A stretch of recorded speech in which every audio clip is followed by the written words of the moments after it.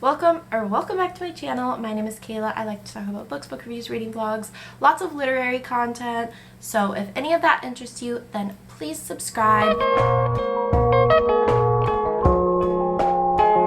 So I know I typically don't talk about children's books necessarily, but I did work reading with kids for a long time, teaching English as a second language for a long time. So I want to talk about some of my favorite winter-themed children's books. Not necessarily Christmas or holiday themed.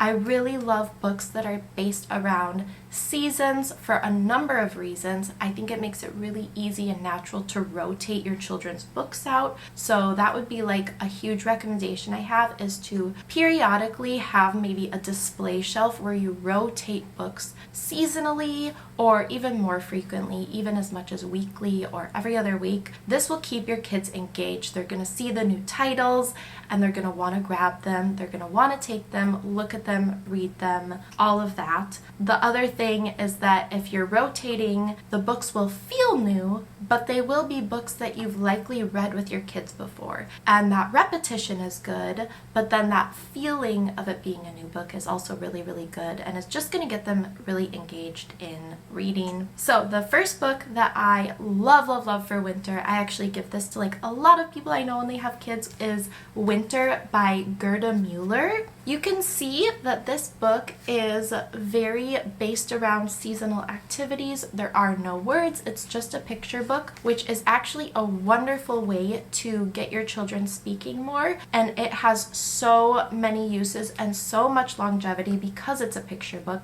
You start when they're really, really little, point to just individual items and name them.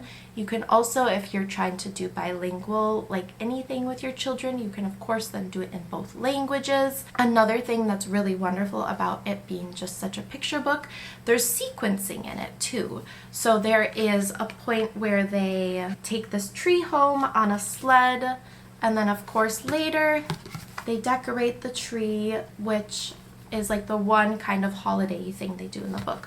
But it's really good for sequencing. There's a whole set of these for every season as well, and tiny little details like at the end. At the end there are flowers poking through the ground and the snow is melting. It's signaling spring is coming, and those tiny little details again are such a good way to help your children with sequencing. What's happening next? Why are the flowers coming up? What do you think that means? These are just so good, again, for prompts with reading, like trying to guide your children through what is happening in a book, which is the first step really to them understanding and wanting to read their own books. Absolutely beautiful illustrations. Very much recommend it. The next book that I'm going to recommend is called Barn in Winter, and my kids actually put some stickers on this. Barn in Winter by Chambray Griffith. This is, again, beautifully illustrated. It has a recurring theme where it'll always say, out of the storm,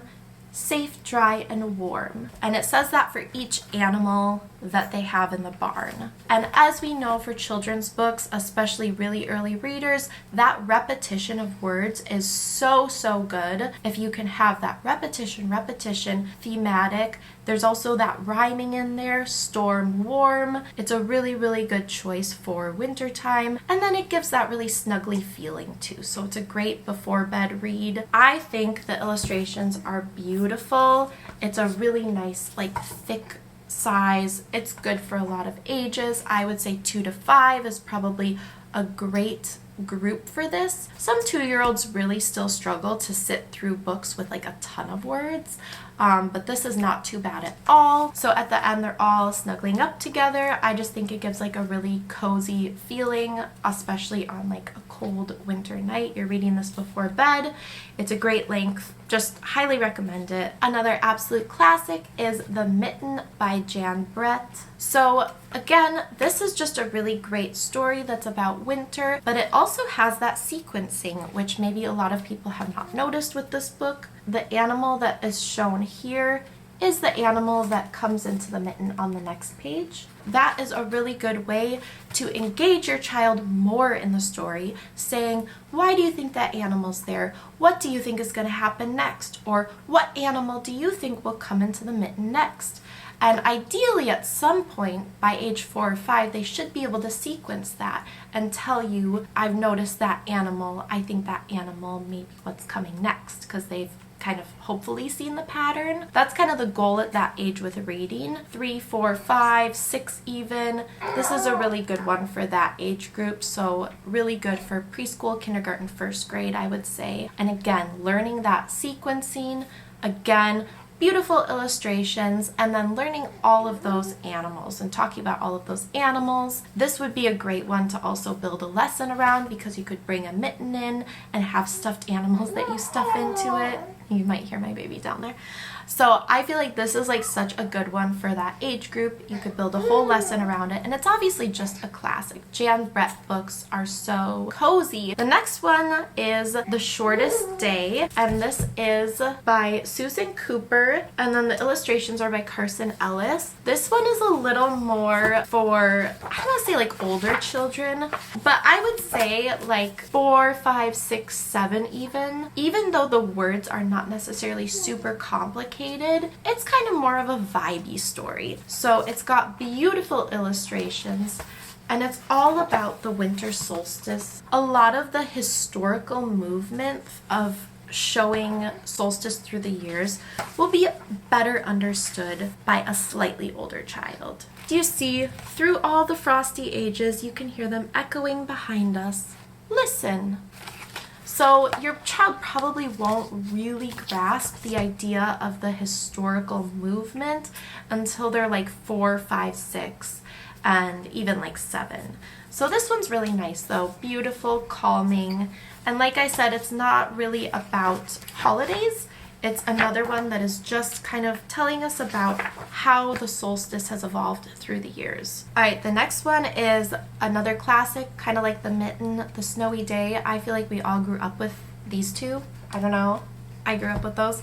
The Snowy Day by Ezra Jack Keats. They also have a special, like a movie. It's like 30 minutes long. I think you can get it on like Amazon or something. I'm not sure. And it's very calming. So if you're also looking for like a really calming kind of screen time to go with the book, like after you read the book, that's a good choice. When we were visiting some family kind of recently, and there was a really cold day while we were there, and we went out and played a little bit, but then we came inside and we watched this, and because my kids were familiar with the book, they got really excited about the little like show thing. Yeah, just it was really fun, I feel like. So I would highly recommend that if you want to give your kids like some calm family screen TV time for a little bit.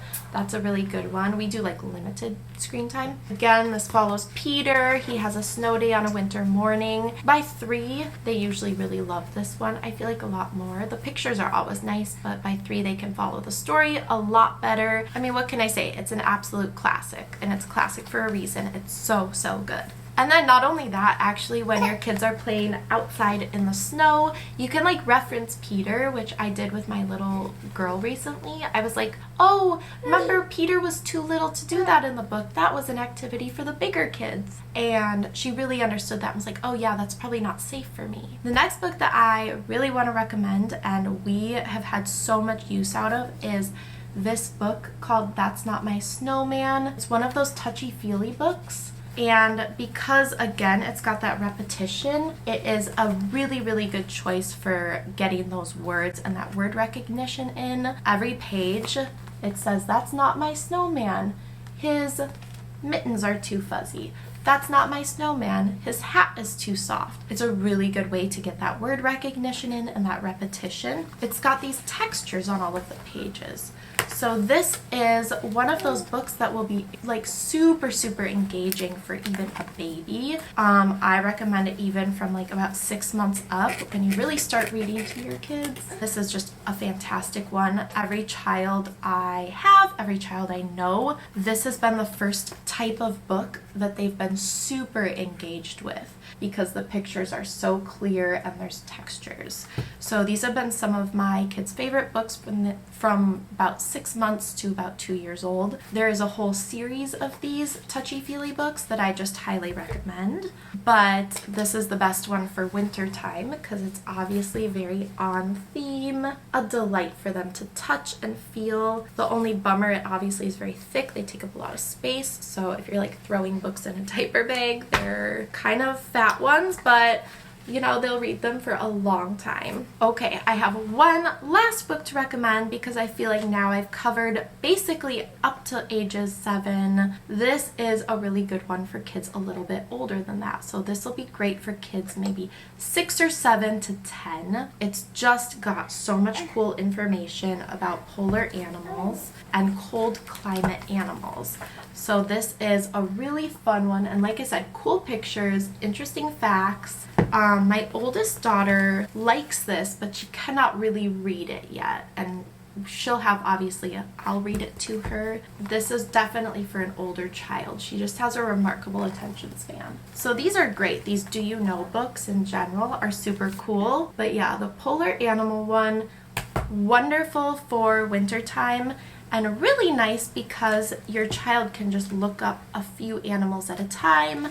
If they have questions about Arctic foxes, if they have questions about snowy owls. And then there's also an index at the end. So it's a really good way to start familiarizing younger children with using an index. Because it's a very, very simple, here, let me try and show you.